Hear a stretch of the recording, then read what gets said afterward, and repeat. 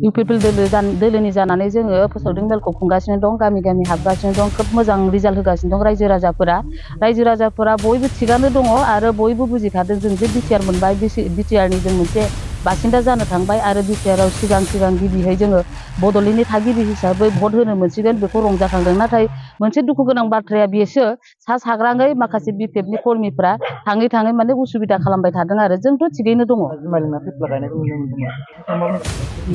बेथ' जोबोद दुखुनांथाव आरो बुंनो थाङोब्ला माने मोनसे सुक्तिनि खोथाखौनो बुंनांगोन, बयबो प्रमद सारनि सुक्तिखौ सान्ति सुक्ति होनो आरो बिटिसि सुक्तिखौ माने असान्ति सुक्ति हाग्रामा सारनि होननानै बुङो। बे बाथ्राया रोखायै बेरखांदों आरो दाखालि थांनाय बावैसो जोंनि माने इउपिपिएल दोलोनि जेब्ला जोनोम सान जायो जों गाजा गोमजायै अफिसाव बेखौ माने फालिनाय जादोंमोन। बे फालिनाय खालि बिपिएफनि माखासे कर्मिफोरा जुमाय दोलो लोंनानै माने अफिसनि मोखाङाव फिरफिला गायबाय थादों, नांगोलनि फिरफिला। बे जोबोद लासिंसिं, नाथाय बेहाय गरम जानानै बुनो सुनो एबा नांलायनो मोनसे कमप्लिकेसि जाथाय जानो गोनांमोन।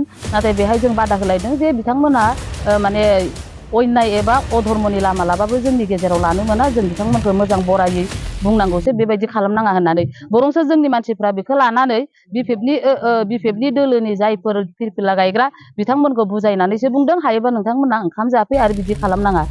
बेहाय जोंनियाव माने इउपिपिएल दोलोआव गोबां समाज सिबियारि गोरों गोरा बयबो रायजो राजा दङ। बिथांमोना बुलाय सोलायखौ मोजां मोना, मानोना जोंनि इउपिपिएल दोलोनि जाय हेड प्रमद सार बिथाङा गोजोननि सान्थि सुक्ति खालामदोंमोन। बे गोजोननि बिजों ओंथिखौनो लाखिनानै जों रावखौबो इनाय खालामाखै।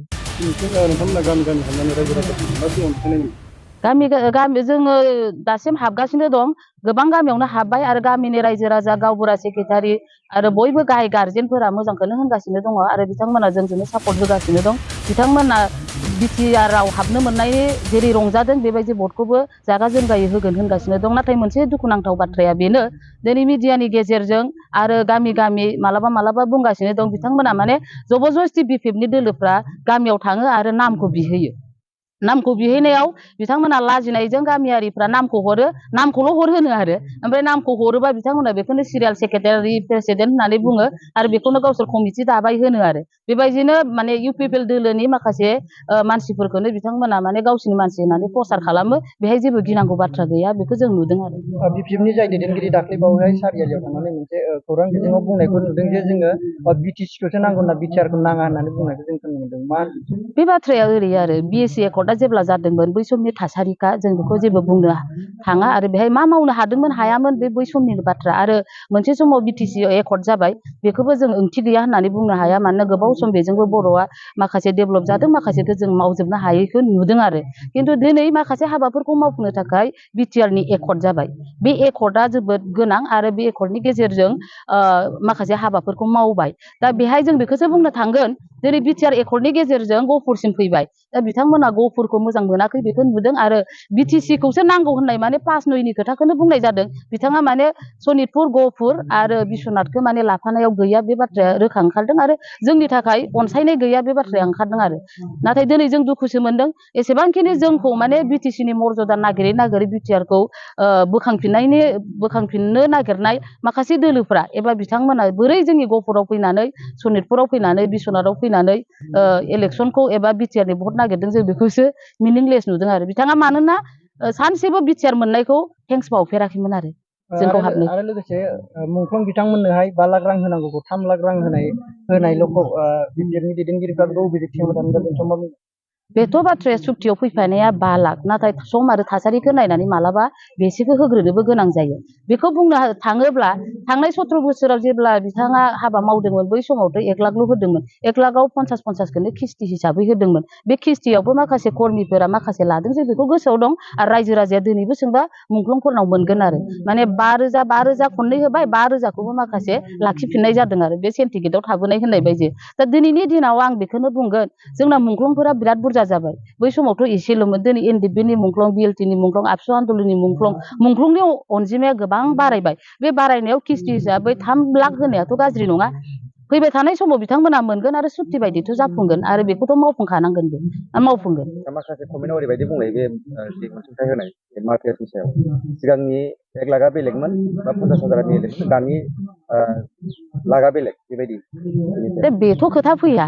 दाथ' बहुत बुरजाखौनो होदों आरो दानिया मोनसे कुवालिटि बेसिसाव होदों मानोना गावबागाव माबानाव मोनगिरिफोरनाव डाइरेक्ट एकाउन्टआव सोदों बेहायथ' जेबो कारापसन जायाखै आरो 2 लाखखौबोथ' मोना होननानै बुङाखै खिन्थु सम बोथोरजों नायनानै माब्लाबा सरखारनि थासारिखौ नायनाय बेसेबांसिम होनाय जादों खिन्थु सुक्ति मथथे होजोबगोनखौनो होदों मोनबाय थागोन।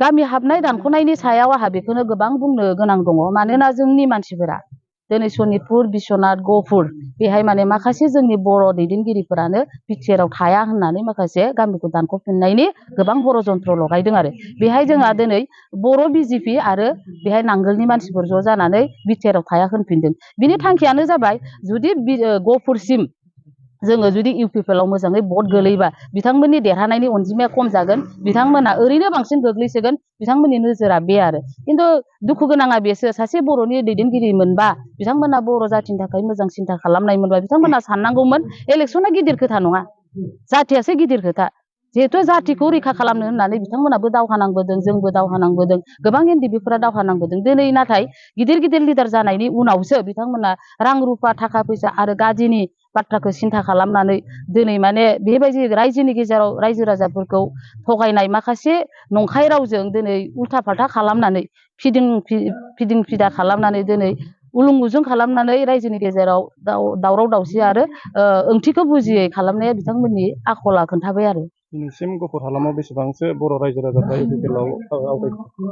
गहपुरनि रायजोफ्रा गासिबो दङ माने बिथांमोना मोनसे माबादों जायफोरा बिपिएफनि दैदेनगिरि बिथांमोना पलिसिमेन माने बिथांमोना नंखाय बाथ्रा बुंदों आरो माखासे माने जुमाया दिनै जोंनि कालसार जानानै फैदों मोनफ्रोमबो बर' गामियाव दायो बिथांमोना खाना जानो फैसा होयो आरो माखासेया उन्दै भटार्स जायफोरा माने भटार्सआनो गैया आरो 18 बोसोरनि उन्दै बिथांमोनखौ फ्लेग गायहोदों बिथांमोननो जुमाय होदों बेथ' बिराद गाज्रि खोथा माने बुंनो थाङोबा थारैनो जों नुवाखैमोन बिटिसिआव मोनसे गाज्रि कालसार दङ होननानै जुमाय ओंखाम जानाय दैजिं फेस्टिभेल बायदि खालामनाय ना बेदरजों गोजोमनाय नाथाय दिनैनि थासारिया बेबायदिथ' सोलिया थिग बेबायदि बै थासारिखौनो जोंनि गहपुराव लाबोदों बे कालसारा जोबोद गाज्रि जादों आरो आं सासे गोबाव सम बिमा माहारिनि हाबा मावबोदोंमोन खिन्थु बर' बिमानि फिसाफोरखौ जुमाय ओंखाम खाजि बुख्रि होनानै उन्दै गथ'फोरखौ राजनितिखौ मेलेमाव सोनानै आवजाल खालामनाया खिन्थु बिथांमोननि मोजां जायाखै आरो बिथांमोना हायोबा बिनिफ्राय गोजानाव थानांगौ आं बेखौसो दिनै बुंहरगोन आरो दाख्लै बावैहाय